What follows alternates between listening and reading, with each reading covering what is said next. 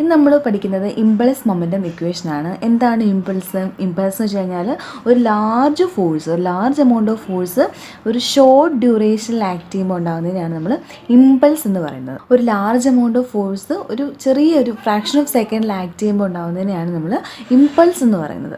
ആ large amount of ഫോഴ്സിനെയാണ് നമ്മൾ impulsive force എന്ന് പറയുന്നത്. പിന്നെ ഇമ്പൾസിൻ്റെ നമ്മൾ ഡിനോട്ട് ചെയ്യുന്നത് ഐ എന്ന് പറഞ്ഞ ലെറ്റർ കൊണ്ടാണ്. അതിൻ്റെ ഇക്വേഷൻ എന്ന് പറയുന്നത് ഫോഴ്സ് ഇൻറ്റു ടൈം എന്നാണ്. ഓക്കെ, അത് ഇമ്പൾസിൻ്റെ ഇക്വേഷനാണിത്. ഇമ്പൾസിൻ്റെ ഇമ്പോർട്ടൻസ് ഏതൊക്കെയാണ്? അവിടുത്തെ ഫോഴ്സിനും അവിടുത്തെ ആ ടൈമിനുമാണ്. അപ്പോൾ അതിൻ്റെ ഇക്വേഷൻ എങ്ങനെ തന്നെയാണ്? ഫോഴ്സ് ഇൻറ്റു ടൈം എന്നാണ്. ഇനി നമുക്കിതിൻ്റെ യൂണിറ്റ് എങ്ങനെ പറയാൻ പറ്റും?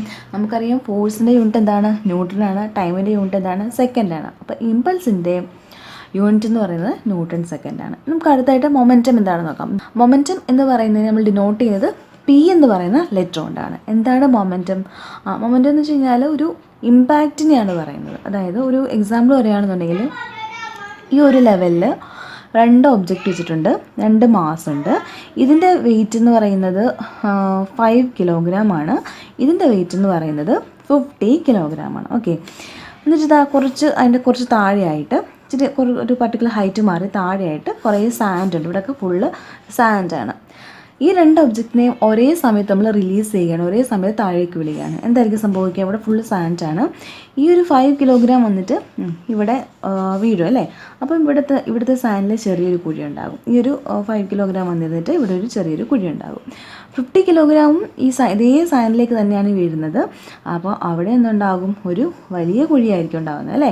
കാര്യം എന്താണ്? ഈ 50 കിലോഗ്രാമിൻ്റെ മാസ് ഇതിനേക്കാളും കൂടുതലായതുകൊണ്ട് ഇതുണ്ടാക്കുന്ന ഇമ്പാക്റ്റ്, ഇതുണ്ടാക്കുന്ന ഒരു ആഘാതം എന്ന് പറയുന്നത് കൂടുതലായിരിക്കും. അപ്പോൾ ഇതിനെയാണ് നമ്മൾ എന്തെന്ന് പറയുന്നത് മൊമെൻറ്റം എന്നുകൊണ്ട് ഉദ്ദേശിക്കുന്നത്. ഇനി മൊമെൻറ്റത്തിൻ്റെ ഇക്വേഷൻ എന്താണ്? മൊമെൻറ്റത്തിൻ്റെ equation P is equal to mass into velocity എന്നാണ്. Okay, momentum equation mass into velocity ആണ്. ഇനി അതിൻ്റെ യൂണിറ്റ് എന്താണ്? മൊമെൻറ്റം മാസിൻ്റെ യൂണിറ്റ് കിലോഗ്രാം ആണ് അല്ലേ? വെലോസിറ്റി യൂണിറ്റ് എന്താണ്? മീറ്റർ പെർ സെക്കൻഡ് ആണ്. അപ്പോൾ നോക്കിക്കേ, കിലോഗ്രാം മീറ്റർ പെർ സെക്കൻഡ് ആണ് ഇതൊരു യൂണിറ്റ് ആണ്. അല്ലാന്നുണ്ടെങ്കിൽ നോക്കിക്കേ, ഈ നമുക്ക് ഈ കിലോഗ്രാം മീറ്റർ പെർ സെക്കൻഡ് ആണ് അല്ലേ?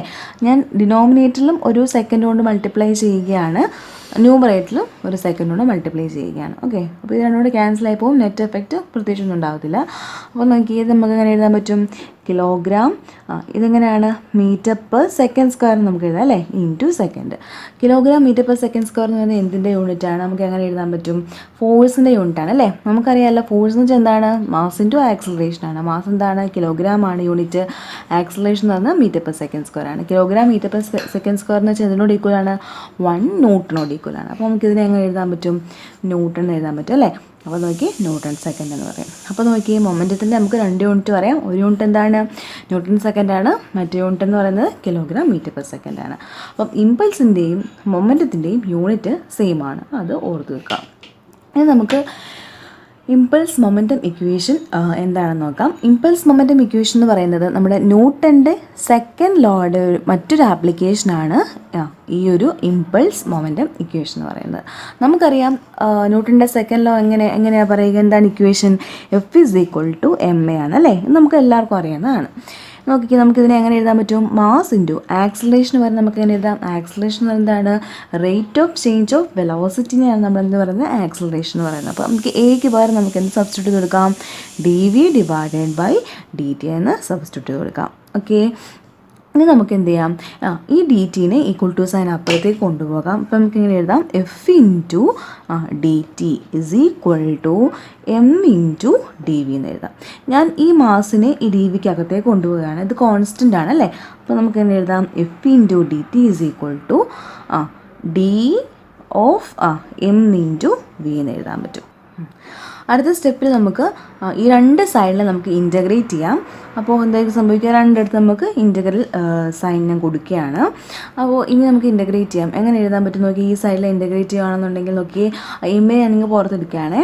അപ്പോൾ നോക്കി എം കോൺസ്റ്റൻ്റ് ആണല്ലേ? അതിനെങ്കിൽ മാറ്റി into D V, integral of D V എന്ന് വരുന്നു.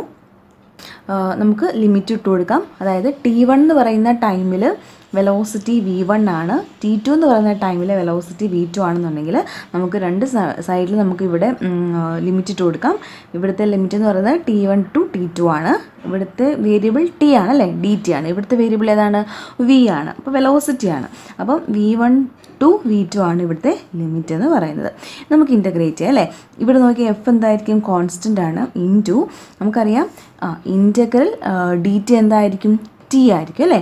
അപ്പോൾ നമുക്ക് ഇവിടെ എഫിങ് മാറിക്കഴിഞ്ഞാൽ ഇൻ്റഗ്രൽ dt ആണുള്ളത്. അപ്പോൾ നമുക്ക് എന്ത് എഴുതാം, ടി എന്നായിരിക്കും കിട്ടുക. ലിമിറ്റ് അപ്ലൈ ചെയ്യാം, t1 to t2 is equal to m into integral D V എന്താണ്, വി ആണല്ലേ. അപ്പോൾ നമുക്ക് എങ്ങനെ എഴുതാം, ഇവിടെ ഇൻ്റഗ്രൽ ഡി വി ആണ് വന്നിരിക്കുന്നത്. അപ്പോൾ വി കൊടുക്കുന്നു, പിന്നെ ലിമിറ്റ് അപ്ലൈ ചെയ്യാം. ലോവർ ലിമിറ്റ് v1 ആണ്, അപ്പർ ലിമിറ്റ് v2 ആണ്. ഇനി എന്ത് ചെയ്യാം, ഇത് നമുക്ക് ലിമിറ്റ് അപ്ലൈ ചെയ്യാം അല്ലേ. F into t2 minus t1 എന്ന് വരും അല്ലേ. അപ്പർ ലിമിറ്റ് ഫസ്റ്റ് കൊടുക്കുന്നു, t2 ലോവർ ലിമിറ്റ് അടുത്ത് കൊടുക്കുന്നു. ഓക്കെ, t1 കൊടുക്കുന്നു.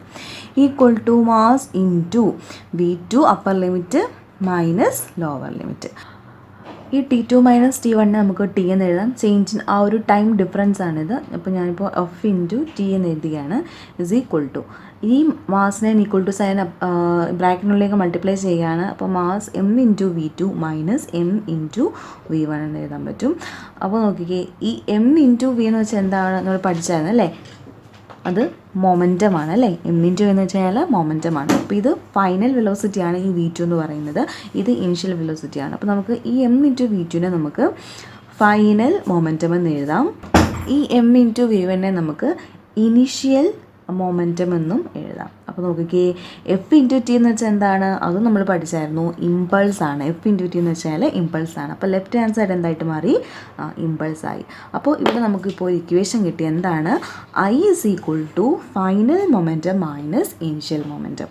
ഇമ്പൾസ് എന്ന് പറയുന്നത് അപ്പോൾ എന്തായിട്ട് മാറി, മൊമെൻറ്റം തമ്മിലുള്ള ഡിഫറൻസ് ആയി. Final momentum minus initial momentum. അതായത് ചേഞ്ച് ഇൻ മൊമെൻറ്റത്തിനോട് ഈക്വൽ ആണ് ആരെന്ന് പറയുന്നത്, ഇമ്പൾസ് എന്ന് പറയുന്നത്. ഇമ്പൾസ് ഇസ് ഈക്വൽ ടു എന്താണ്, ചേഞ്ച് ഇൻ മൊമെൻറ്റം. ഇതിനെയാണ് നമ്മൾ ഇമ്പൾസ് മൊമെൻറ്റം ഇക്വേഷൻ എന്ന് പറയുന്നത്.